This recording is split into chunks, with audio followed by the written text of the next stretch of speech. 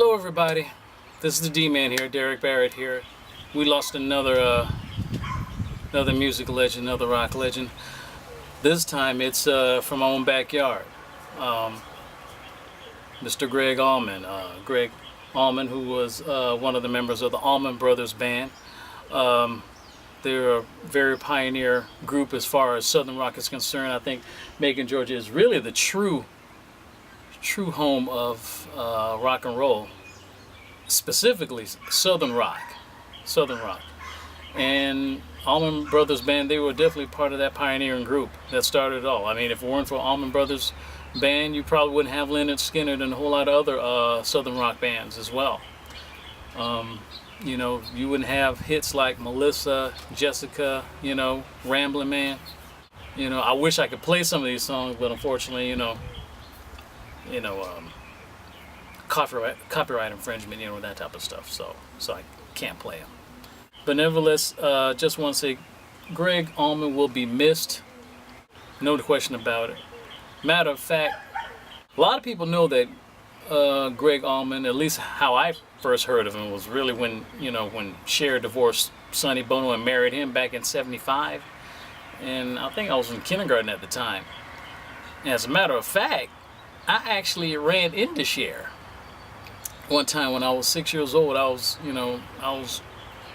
going to Kroger with my mom, and she was getting some groceries, and I was making this castle out of these SpaghettiO cans and green bean cans, and I just happened to see Cher out of nowhere. She was just shopping, just looking in the hall, just happened to see Cher just shopping, like, I wonder why I can get some, what's on sale. Ooh. I'm joking, Cher, if you happen to be watching. I'm just joking. I was only 6. And I just happened to look up, and I just saw Cher. I just happened to see it. I'm just making this. Well, she didn't say hello back or something, because obviously she wasn't impressed by my, SpaghettiO can castle. So.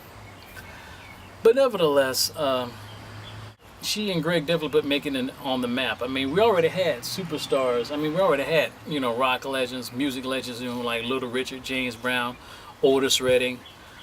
Whether they were born here or raised here or went to school here, whatever, But I could understand why Gregg Allman was special, because he was special. His brothers were special. It's kind of eerie, though, that he lost his brothers so quickly.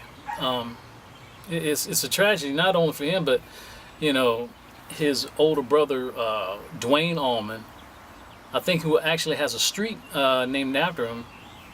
He died in a motorcycle accident, fatal motorcycle wreck in 1971.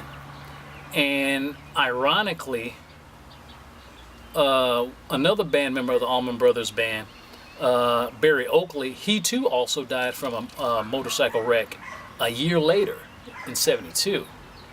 And both of them are, I think both Barry Oakley and Duane Allman are both I think they're both buried. Both Barry Oakley and Duane Allman are both buried together next to each other. And Gregg Allman was just buried next to them as well. I think recently, since his funeral was last week, and of course Cher, because that was Eric's husband, she had to be there, and President Carter was there at the funeral. I didn't get to see it as much because traffic was packed. I mean, there was a whole lot of service business. There was a whole lot of people visiting H&H restaurant. Of course, that's a downtown restaurant, which the Allman Brothers Band, Gregg Allman, and a lot of other rock and roll legends stopped by to eat. I mean, even the Beatles at one time, I think, if I'm not mistaken.